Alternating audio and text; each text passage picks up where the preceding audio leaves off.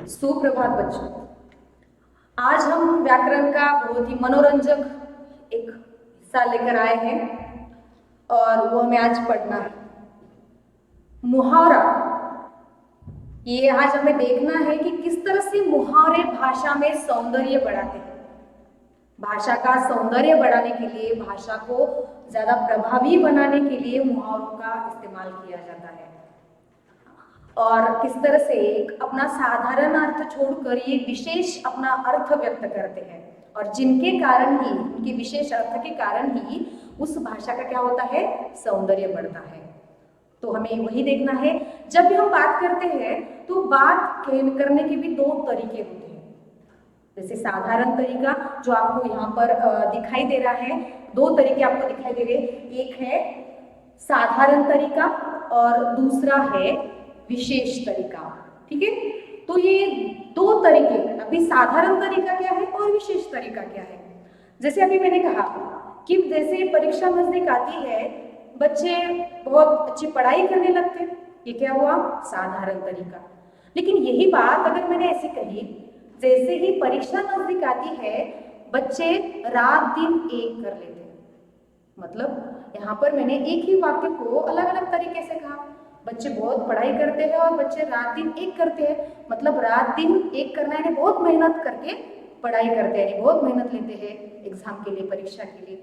तो इस प्रकार से हर रोज हम जो भी बातचीत करते हैं वो साधारण तरीका, बोलचाल की भाषा जिसे हम कहते हैं।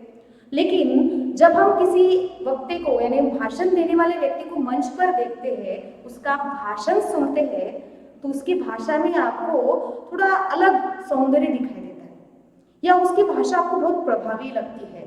तो ये क्यों होता है, उसका प्रभाव हमारे मन पर पड़ता है।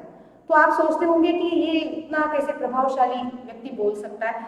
तो वो भाषा में अपने अलग अलग अलंकारों का, अलग अलग मुहावरों का प्रयोग करते हैं और इसी कारण उनकी भाषा हमें थोड़ी प्रभावी लगती है। और ये दो तरीके हैं, एक साधारण तरीका और एक विशेष तरीका। ठीक है, जो कि बोलचाल में भाषा बोली जाती है उसे कहते हैं साधारण तरीका, और विशेष तरीका जो कि अभी जैसे उदाहरण मैंने यहाँ पर दिया है, देखो कि पापा राजू पर बहुत गुस्सा हो रहे हैं। और दूसरा वही वाक्य मैंने कैसे दिया, देखो पापा राजू पर आग बबूला हो रहे हैं। साधारण तरीके में मैंने बताया आपको कि पापा राजू पर गुस्सा हो रहे हैं, ये साधारण तरीका जो कि हम हर रोज बोलते हैं इस प्रकार के वाक्य। लेकिन वहीं पर मैंने क्या कहा कि पापा राजू पर आग बबूला हो रहे हैं। आग बबूला इस मुहावरे का मैंने प्रयोग किया जिसके कारण एक विशेष अर्थ वहां पर व्यक्त हुआ, एक विशेष तरीका मैंने अपनाया और इसे कहा जाता है मुहावरा। तो वही आज हमें देखना है कि किस तरह से एक विशेष तरीका यानी विशेष अर्थ ये मुहावरा प्रकट करता है। तो ये मुहावरे की परिभाषा आपके सामने है। देखो, कोई भी ऐसा वाक्यांश, कोई भी ऐसा वाक्यांश, देखो बच्चों मैंने बहुत बार आपको बताया वाक्यांश यानी क्या, मैं वाक्य नहीं बोल रही पूरा। वाक्यांश मतलब वाक्य का कुछ हिस्सा, कोई भी वाक्यांश जो अपने साधारण अर्थ को छोड़कर विशेष अर्थ को प्रकट करता है उसे मुहावरा कहा जाता है। यानी जो अपने विशेष अर्थ को प्रकट करता है वो मुहावरा कहलाता है, और वो भी छोटा सा वाक्यांश, पूरा वाक्य नहीं। यानी एक वाक्य में छोटा सा एक वाक्यांश आता है जो आने की वजह से उस भाषा का सौंदर्य बढ़ता है, उस भाषा का थोड़ा प्रभाव पड़ता है और साथ ही वो एक अपना अलग अर्थ हमारे सामने प्रकट करता है। उसे क्या क्या कहते हैं, मुहावरा।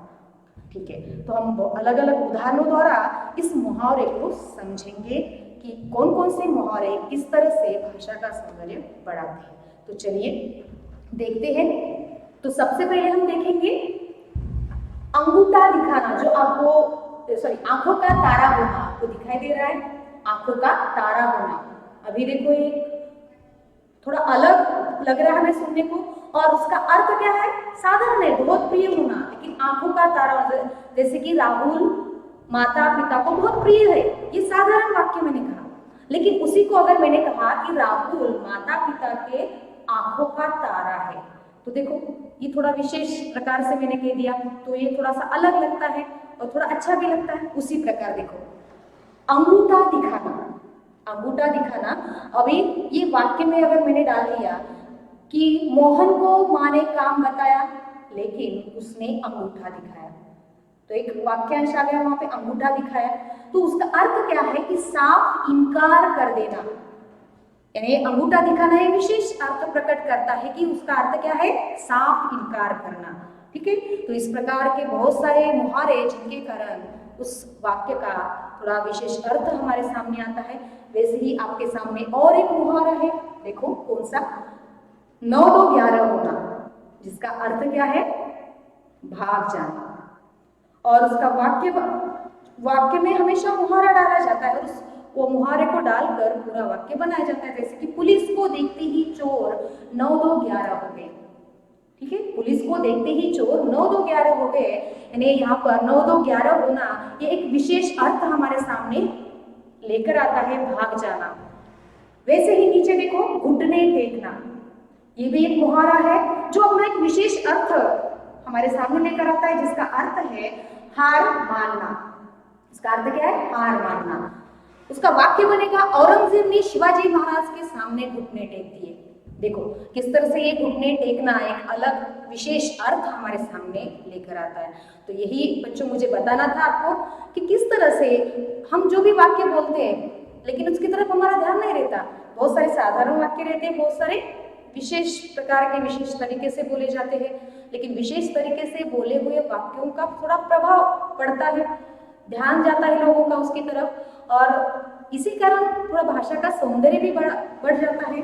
और ये मुहावरे हमारी भाषा का सौंदर्य बढ़ाने का काम करते हैं, भाषा को ज्यादा प्रभावी बनाने का काम करते हैं। जब भी आप निबंध लिखोगे, निबंध लिखते हैं कि परीक्षा में आप, तो उनमें अगर आप ज्यादातर मुहावरों का प्रयोग करोगे तो आपका निबंध और प्रभावी बनेगा, क्योंकि विशेष तरीका वहाँ पे प्रकट होता है, विशेष अर्थ वहाँ पे प्रकट होता है।